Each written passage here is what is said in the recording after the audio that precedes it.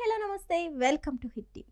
Anasuya care of address controversy. ఎప్పుడు ఏదో ఒక విషయంలో కాంట్రవర్సీలో సోషల్ మీడియాలో హమేషా హల్చల్ చేస్తూనే ఉంటారు.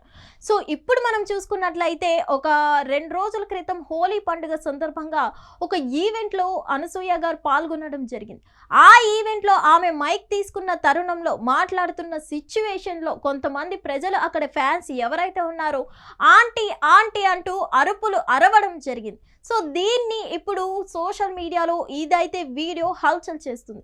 ఈ హల్చల్ చేస్తున్న వీడియోకి అనసూయ గారు రెస్పాండ్ అవుతూ ఒక ట్వీట్ చేయడం జరిగింది. సో ఏదేమైనా ఇలాంటి వాళ్ళని వదిలేస్తే మానవ మృగాలు అవుతారు అని అయితే చెప్పడం జరుగుతుంది.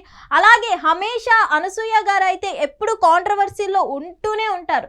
మరి ఈసారి ఏమైందా అనసూయ గారికి అనుకుంటున్నారా? హోలీ ఈవెంట్కి వెళ్ళడమే ఒక కాంట్రవర్సీ అని అయితే చెప్పుకోవాలి. ఇక్కడ మనం చూసుకున్నట్లయితే హోలీ ఈవెంట్లో అనసూయ గారు ఈ గెటప్లో మనకి కనిపించడం జరిగింది.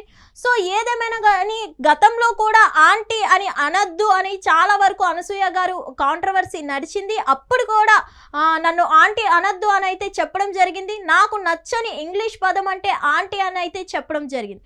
గతంలో కూడా దీనికి సంబంధించి పలు రకాల వార్తలు నడిచాయి.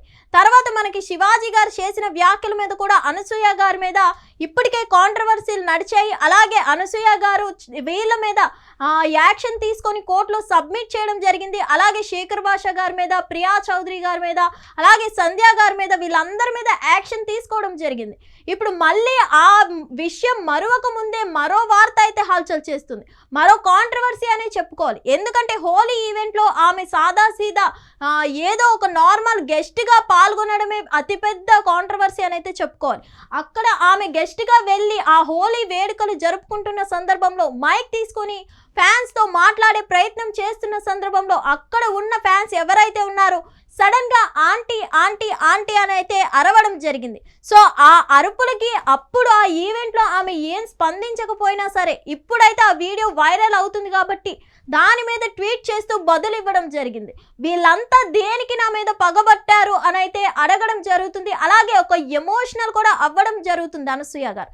మొత్తానికి చూస్తున్నట్లయితే ఆమెకి నచ్చని పదం ఆంటీ అని అయితే పలుసార్లు ఆమె చెప్పడం జరిగింది.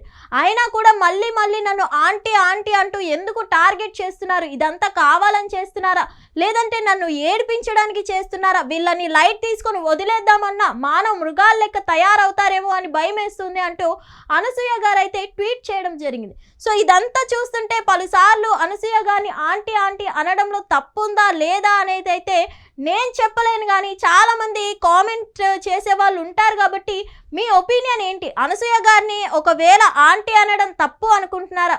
ఒకవేళ కరెక్టే అనుకుంటే మన ఇండస్ట్రీలో హీరోలు కూడా ఉన్నారు కదా, మ్యారేజ్ అయిన వాళ్ళు, మరి వాళ్ళని కూడా అంకుల్ అంకుల్ అని టార్గెట్ చేయొచ్చు కదా.